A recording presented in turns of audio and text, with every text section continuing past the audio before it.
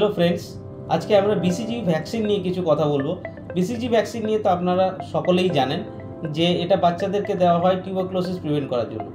But আপনারা হয়তো জানেন না, এই বিসিজি ভ্যাকসিন দিয়েও কিন্তু আমরা এক ধরনের ক্যান্সার বা ব্লাডার ক্যান্সার, স্পেসিফিক্যালি যেগুলোকে বলা হয় NMIBC বা নন মাসেল ইনভেসিভ ব্লাডার ক্যান্সারগুলোকে কিন্তু খুব ভালোভাবে ট্রিট করতে পারি।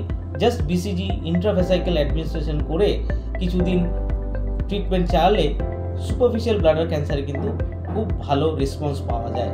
ব্লাডার ক্যান্সারের রোগীদের জন্য এই তথ্যটি ইম্পর্ট্যান্ট। অ্যান্ড এরকম আরও অনেক রকম তথ্য পেতে আমাদের পেজটিকে ফলো করুন, শেয়ার করুন, আর আপনাদের কমেন্ট কিছু থাকলে অবশ্যই জানাবেন।